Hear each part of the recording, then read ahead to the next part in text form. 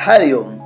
द्रोणाचार्य के पास जाकर दुर्योधन क्या वचन बोला, इसको आगे के श्लोक में बताते हैं। पश्यताम पांडुपुत्राणाम आचार्य महतिम चमोम बेवड़ाम द्रुपद पुत्रेण तव शिष्येण धीमता।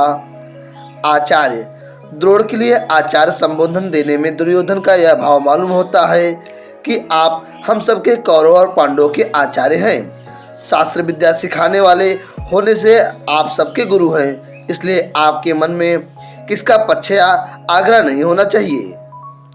तव शिष्येण धीमता, इन पदों का प्रयोग करने में दुर्योधन का भाव यह है कि आप इतने सरल हैं कि अपने मारने के लिए पैदा होने वाले धृष्टद्युम्न को भी आपने अस्त्र शस्त्र की विद्या सिखाई है, और वह आपका शिष्य धृष्टद्युम्न इतना बुद्धिमान है कि उसने आपको मारने के लिए आपसे ही अस्त्र शस्त्र की विद्या सीखी है।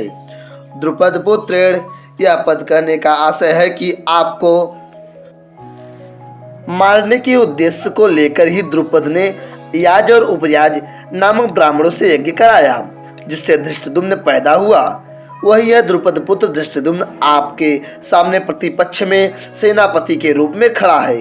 यद्यपि दुर्योधन यहाँ द्रुपद पुत्र के स्थान पर धृष्टद्युम्न भी कह सकता था, तथापि द्रोणाचार्य के साथ द्रुपद जो बैर रखता था, उस बैर भाव को याद दिलाने के लिए दुर्योधन यहाँ द्रुपद पुत्रेण शब्द का प्रयोग करता है कि अब बैर निकालने का अच्छा मौका है। पांडु पुत्राणाम एताम विहुड़ाम महतिम चमोम पश्य।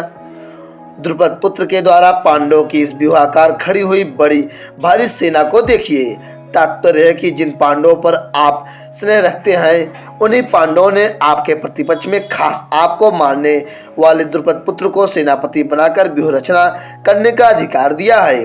अगर पांडव आपसे स्नेह रखते हैं तो कम से कम आपको मारने वाले को तो अपनी सेना का मुख्य सेनापति नहीं बनाते, इतना अधिकार तो नहीं देते, परंतु सब कुछ जानते हुए भी उन्होंने उसी को सेनापति बनाया है।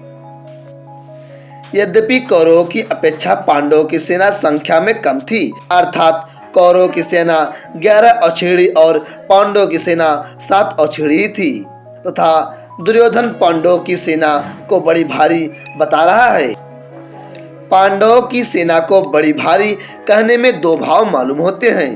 पहला, पांडवों की सेना ऐसे ढंग से व्यूहाकार खड़ी हुई थी जिससे दुर्योधन को थोड़ी सेना भी बहुत बड़ी दिख रही थी, और दूसरा, पांडव सेना में सबके सब योद्धा एक मत के थे। इस एकता के कारण पांडवों की थोड़ी सेना भी बल में उत्साह में बड़ी मालूम दे रही थी। ऐसी सेना को दिखाकर दुर्योधन द्रोणाचार्य से यह कहना चाहता था कि युद्ध करते समय आप इस सेना को सामान्य और छोटी न समझे, आप विशेष बल लगाकर सावधानी से युद्ध करें।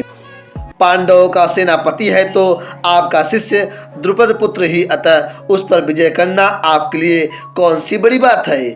एताम पश्य कहने का तात्पर्य है कि यह पांडव सेना युद्ध के लिए तैयार होकर सामने खड़ी है, अतः हम लोग इस सेना पर किस तरह विजय कर सकते हैं, इस विषय में आपको जल्दी से जल्दी निर्णय लेना चाहिए। संबंध, द्रोणाचार्य से पांडवों की सेना देखने के लिए प्रार्थना करके अब दुर्योधन उन्हें पांडव सेना के महारथियों को दिखाता है अगले श्लोक में।